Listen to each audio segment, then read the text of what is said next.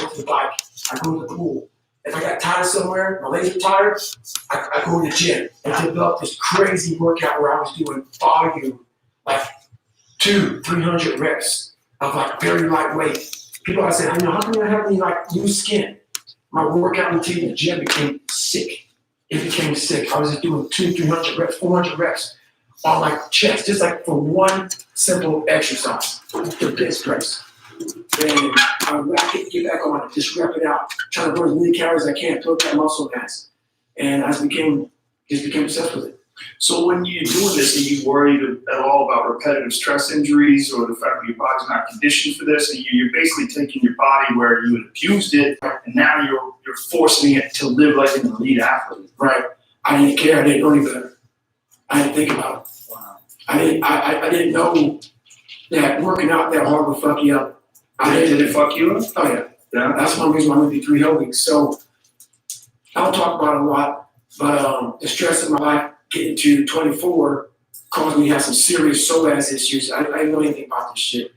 The psoas muscle is what we use. It's your hip flexor muscle. And basically under stress, it starts to tighten up. And I started from the time I was in 3rd grade, the time I was in 7th grade, white blotches on my skin. I was a nutcase. And so the insides of me are also getting fucked up. So this process, my psoas muscle got real tight to my T12. I can show you the bump in the back of my head after this show is over, but I started growing this fucking like large tumor looking bump in the back of my head from my body compressing. So I'm 6'1", but my muscles are like 5'9", because I just started just the muscle tightness from my psoas going to my T12. I was just getting tighter, my quads, everything getting tired from just stress in my life. So the more I stressed my body with the workouts, my lower body became out of balance. So I had a bunch of stress fractures, a bunch of injuries going through buds. And how I got through buds was they gave me my 3rd time, was my last time going through Hell Week. I basically put a black sock on at 4 o'clock in the morning, and I would get duct taped. I had numerous stress fractures on both of my legs because my body was literally like coming in on itself. And my legs were like, I was pronated really bad and putting stress on my shins. And so I would put duct tape. I would duct tape my feet and I would show you the top of them where I had pressure ulcers that were the size of quarters from, how the ankle joint, so the foot goes to the shin, and how you move this, where the tape was so tight, it just created a nice ulcer right there. And I just kept going through it. So you just use that tape to just support your ankles? Right, so I basically cast myself, and for the first 30, 45 minutes, the pain was excruciating, but then it would go numb. And I would go numb, and then that's how I got through. Wow. Did that do any long-term damage? Oh, I've been out for 5 years, so I retired. I did 21 years in the military. I did time in the Air Force, and I did about 16 years in the Navy. How old are you? 43.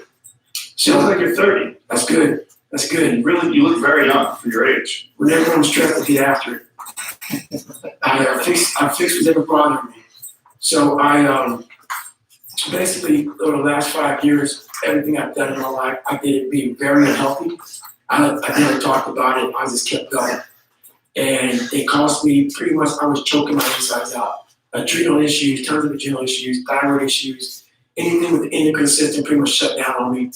My organs were pretty much shutting down. And I went from a guy who could run 205 miles to a guy who could get got through the race. Did it 33 hours with a 9-10 finisher. How many people finished that year? And I qualified for Badwater and got in. And I went on to lose weight and trained hard, and I got fit my first year, and I got my 2nd year and got 3rd.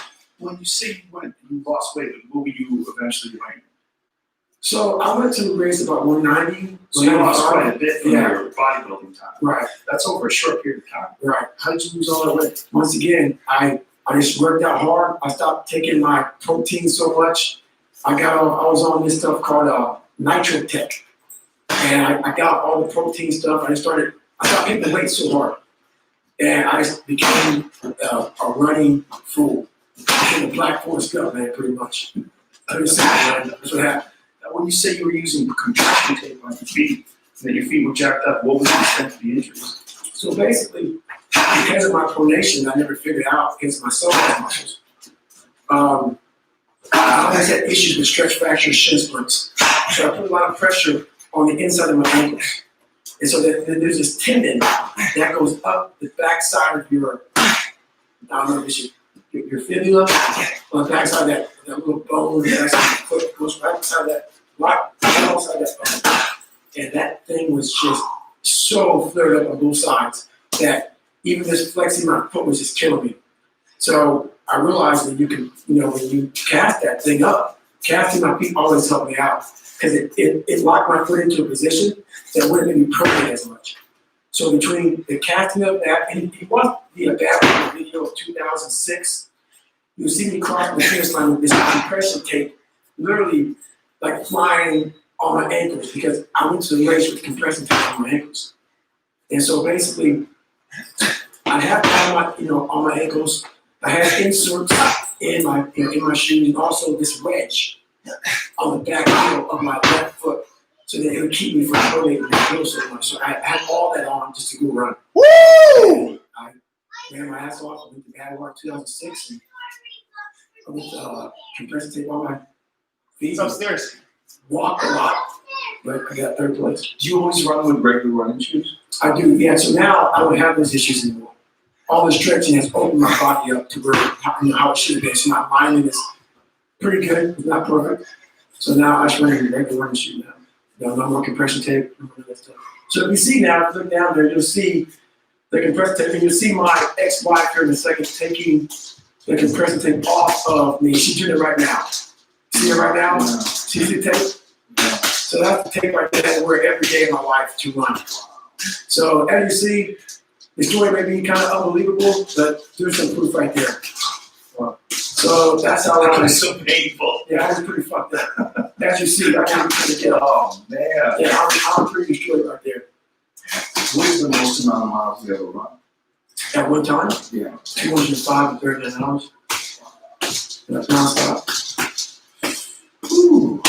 Yeah, I've met quite a few people on it. I've met quite a few people now over the last year or so that run ultras. Walter, shoes. She won the Moab. Okay, yeah, I heard about it. Yeah, she beat all the men by 22 miles, something like that. Some crazy thing. She was first place winner. She beat everybody else. That's the second place winner. And with her, I mean, you'd never believe it. When you talk to her, she seems so normal. Right. She drinks beer and eats nachos and eats candy. That's Jordan, man. She's just silly and she's fun. Yep. And there's no demon there. No. I'm like, wait, I need a demon. Right. You know? I'm like, where's the demon? Right. How are you getting through that? Her demon's a quiet demon. Right. It's there. Yeah, there's something there. Absolutely. There's no other people that, everybody I know that can see that. A lot of us don't want to make the shit. Yeah. We got it. Oh, 100%. It has to be. Yeah. So when you do this and you qualify and you do that race in Hawaii, right. Did you let you in after that? No, so the race in Hawaii, I actually called the race director up, and it wasn't like a big time, like I didn't have 100-mile race I believe I had. And so, 100-mile, you did the Boston Marathon, you did the Vegas Marathon. Yeah, so I did 100-mile, the Vegas Marathon with the Herb 100, did that 100-miler. And all this is in a very short amount of time. Yeah, so November was the first 100-miler. December was the 26-miler in Las Vegas. January was the next 100-miler in Hawaii. Do you know how fucking crazy that is? Like, say, if I was your friend and I called you up on October 20th, and I go, hey man, how many times do you run? Like, run like an hour. You want to see something crazy? I'm going to pull it up now. But if you pull up a race schedule for 2007, just pull up David Goggins' race results. You're going to see something real crazy in a second. This is good. And I got to show you proof because why? I know my story doesn't make any sense, but just look at the dates of these races.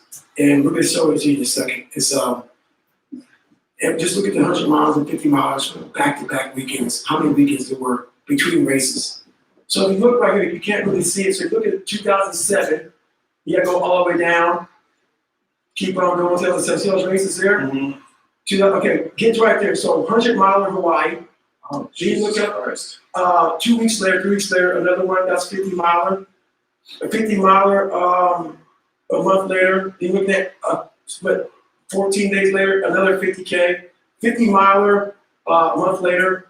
Then you look at less than a month, another 50 miler, 53 miler in June. July was another 100 miler. Badwater was literally, Badwater was a month after I did that 100 miler, 135 miler. Leadville was less than a month after Badwater. The Plain 100 was 3 weeks after Leadville. Angel's Crest was a week after that 100 miler. The Bear 100 was 13 days after that 100 miles. Jesus Christ. And then I ran the 200. It said 203.5, but I did ran 205 miles. I ran there. But what's not in there was that McNaughton race I did in 2000. So that 150 mile race I also did in 2007. That wasn't listed. So that was just my 2007 year. That's insane. Yeah. So do you think that is what fucked your body up? no, No. because I still run the same mileage now. What fucked my body up was Hell Week. Really? Oh yeah. You don't go through 3 Hell Weeks in 1 year. So what happened when I realized that my body's really jacked up was I was a big time squatter, love squatting, and I went through the first Hell Week, got messed up. Second Hell Week I got all the way through. The third Hell Week I got all the way through. My third Hell Week I got died on Thursday, and then that Hell Week ended, and I graduated with pulmonary edema. It was a cold, his name was John Scott. It cold as fuck Hell Week. The Pacific Ocean was never warm. And it rained the whole time. The whole time it rained. And he pretty much just drowned in his own fluid, pretty much. We were in the pool, his evolution, he sunk to the bottom. His temperature was hot. He missed a lot of Hell Week for getting pulled out for different stuff. He went to quit. And he ended up dying in Hell Week. But yeah, so anyway, after Hell Week ended, I went back to the gym. You know, so second phase happened, diet phase, like I didn't get back to the gym, so I jacked my weight. I love jacking weight. And I realized I couldn't squat. So I went from squatting a lot to where I couldn't even squat the bar because my lower back was all fucked up. I was like, oh, what's going on? It was because this muscle, so in Hell Week, your hip flexors are so down, so many of them so fast. And so the hardest part of buds, I went through 3 times. Not the Hell Week part. Yeah, that's one of the hardest parts, but it was the initial part of what everybody sees on TV. The log PT, the surf torture, the daggone boats over your head, all that shit. I went through that portion 3 times in 1 year. And over a period of time, my hip flexors got so tight that it just jacked me up. It jacked me up from my hip flexors. So always being so cold and so stressed out. And everything led up to it, but this really was the part that I noticed I could squat before Hell Week, or before my first time going to Buds.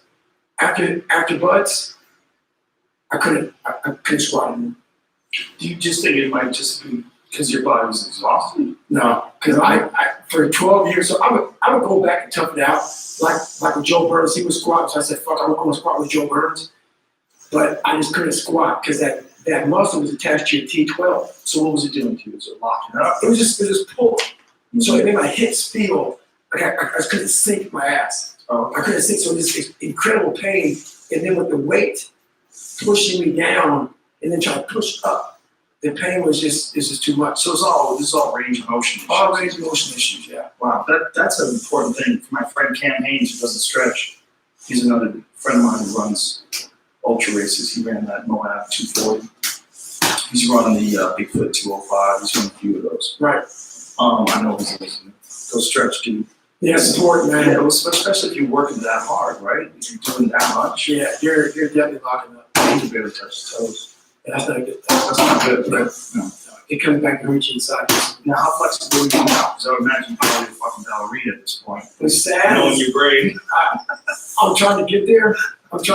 So I stretch every night for 2 hours. There's a thing that people say that always piss me off. Like, I'm pretty flexible. They say, oh, you're naturally flexible below the natural threshold. Like, no, they don't. Like, a doctor told me that. I go, you don't know what you're talking about. I'm like, you don't know what you're talking about because most people don't push themselves past that pain, that stretching pain.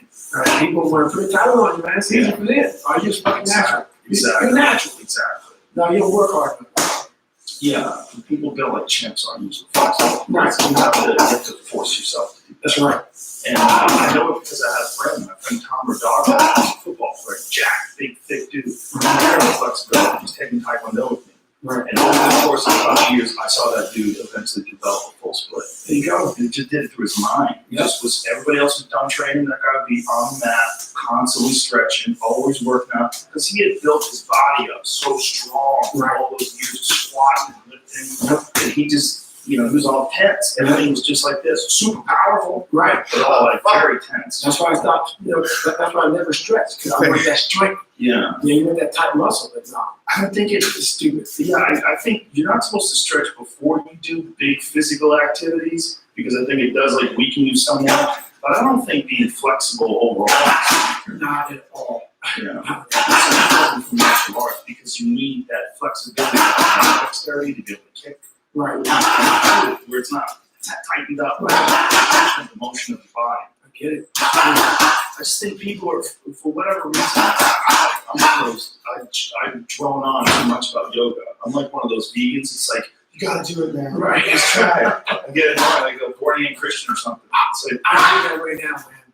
I'm getting that way now. for anybody who does anything hard, like, if you do anything like with weightlifting type shit or martial arts type shit, where it's just everything's exploding and just lifting, it's heavy, push. Yoga just balance your shit out. Yeah, well. Yeah, It really will, man. And it's all these people that resisted. Like there was some article recently that was something along the lines of how yoga is just training nonsense. I read that, and then even in the article it talked about that there might be some benefits in terms of like the in your arteries, and they didn't even mention heat shock proteins. There's a study going on right now. I believe it's at Harvard.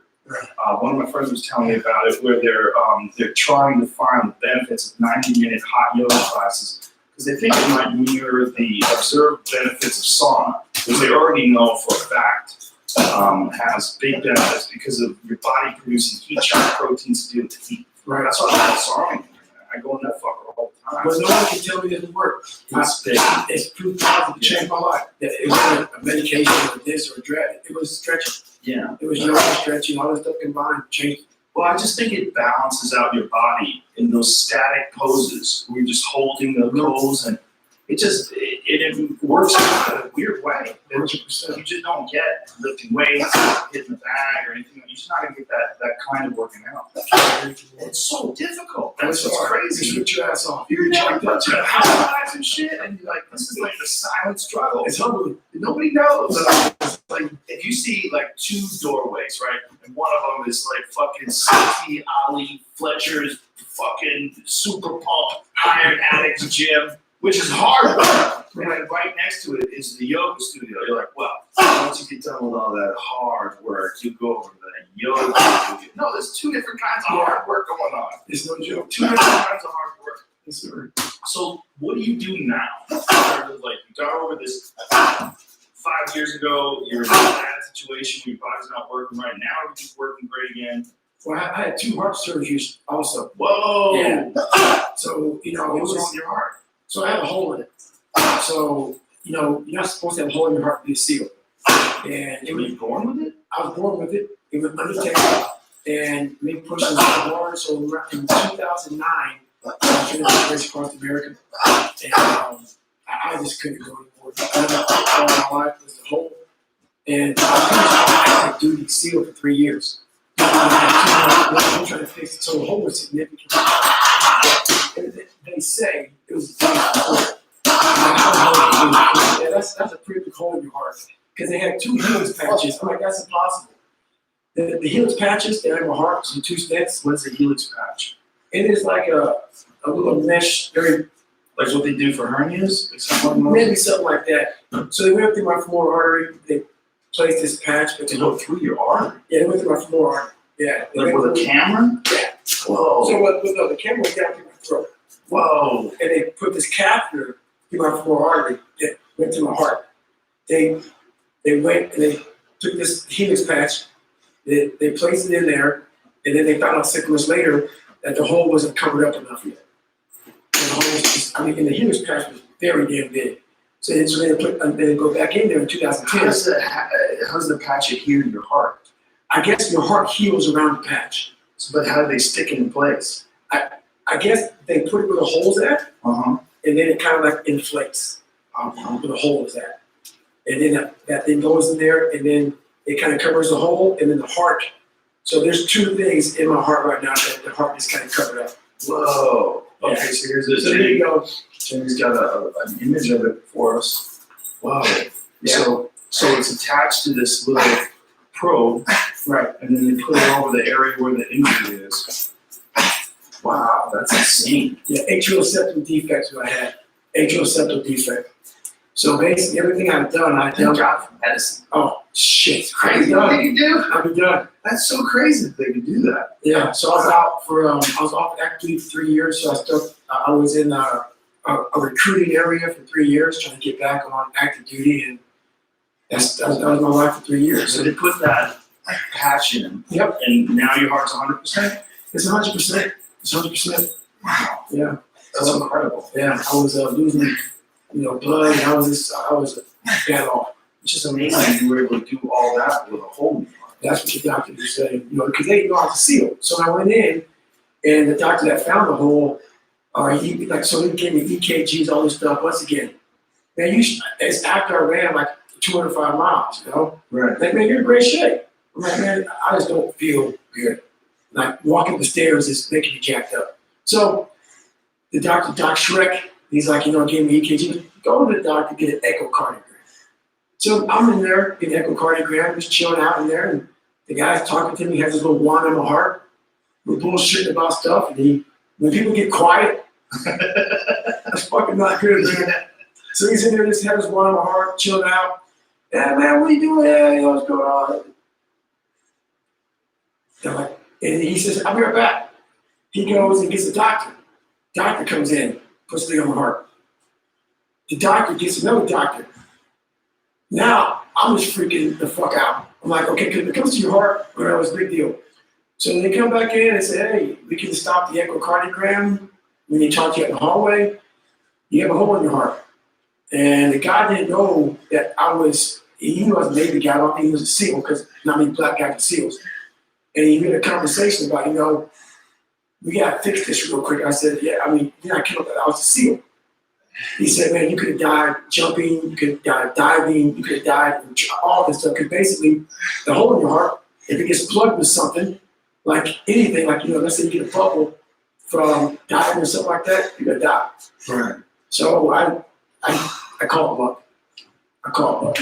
Wow. So I got through 2 surgeries. They put it back on. I lost. They gave you the first one, Yeah. and then when did they realize that it's not good enough? So they take you back in. You gotta get a bubble study, a bubble test. So they literally send bubbles that way, safe bubbles that way, to see if the bubble goes through your heart. So they have this echocardiogram again, and they hook you up, I think, to IV or something like that. And they throw these bubbles through your heart, and they see if it goes through. After 6 months, when it should have been healed, Stay hard, y'all. the bubble went through. So they had to tell me then, hey, we gotta,